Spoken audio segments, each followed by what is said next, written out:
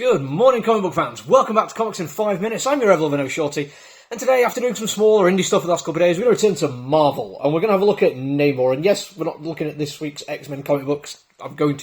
I'm going to look at Phoenix later. I was more interested in Namor. A couple of reasons for that. Number one, Jason Aaron's writing it, and he is a really, really good writer. He's done a lot of stuff I've really enjoyed, and probably most notably, his work on Thor when he was doing that title was around for quite some time, and he changed a whole bunch of stuff about the base level of that character. He introduced some fantastic new concepts. He did a lot which is still being talked about today and still is referenced and is important to contemporary Thor comic books, and he even made it into a movie which is perfectly okay. So that's brilliant. I was very much looking forward to what he was going to do with Namor, a character I genuinely don't know that much about, but I'm interested in. And then it was the artist as well, Davidson, an artist I wasn't overly familiar with, but I liked what I'd seen, and when I got the comic book, I liked it even more. Because it seems like he's very comfortable moving away from the Marvel in-house style in ways which are interesting. Not entirely, though, and this is one of those things I genuinely loved when I was flicking through, was there's a story that's cut into two different parts, flashbacks and contemporary.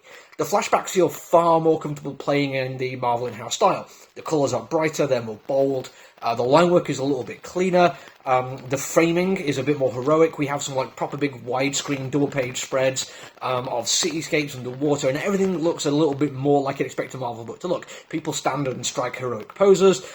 Yes, people do still sneer, but it still feels very cinematic, is probably the closest example I can get to how I approach it.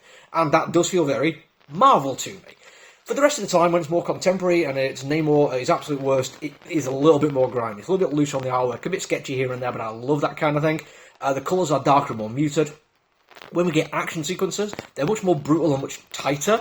We don't have, again, this big, huge epic kind of scale fight, even though a lot more is going on. And that, again, adds to the sense, what I was getting at least, that this feels like it's somebody who's at their absolute lowest. And when I was reading it, and even after the fact, I was thinking it had a lot in common with how I've seen depression portrayed. And I want to stress, depression is not something that affects me. My experience of it is either secondhand or through representation in media. So if people who have depression feel like I'm talking out of line or making stuff up, I totally understand, call me out on it, I absolutely deserve it.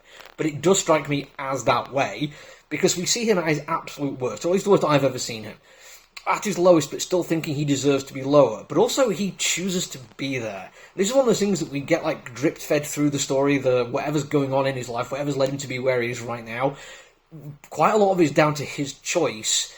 We see this, when he has a chance to basically break out of where he is, and he does it so easily. But he also puts up with being tortured, and being alone, and effectively being close to death, because the one thing he can't quite do is push himself towards that final barrier.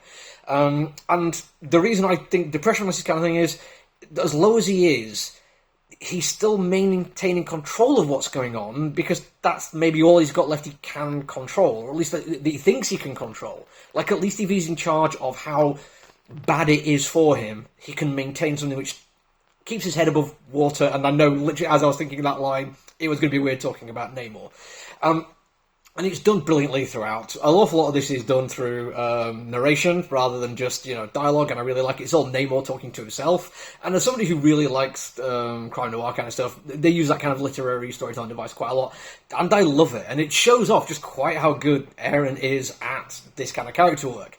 It's all internal, even the flashback kind of stuff, and there's some other stuff does go on as well.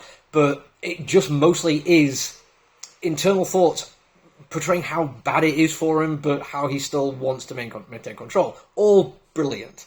But to go back to the artwork, when I was talking about the difference between the Marvel style and the contemporary stuff, yes, it is darker, it is scratchier. Some of the ways it comes across, like I say, is in the action sequences, which are more tighter and brutal, which I really like, but also character design. There's two ways it comes across. Number one, we have an actual superhero turn up, and he's the only one who looks heroic when he's in his costume. Then he takes his mask off, and he looks like a really harried professor trying to get tenure. And again, it brings you out of that, four-colour universe where you realise not everything is that bright and shiny and hopeful, which I really like. But we also have prison guards literally torturing Namor. And in case anyone wasn't aware of this one, ACAB does also include prison guards, and they look so anti-heroic, even though the ones in uniform and costumes throughout. I really like how they feel like they're trying to make themselves big, but also to be slouching. There's a lazy cruelty to them. Comes across in the way they hold themselves, facial expression. Genuinely, everything about this I really, really did like. The only thing that I'm not sure I'm going to carry on reading it as a pull just yet, but I'm still going to read next issue, because I want to see where it goes. Because the ending it feels like it did when I read the new Daredevil. It feels like there's an awful lot still to be explored about where the character currently is, and moving away from it might be a bit too quick for me personally.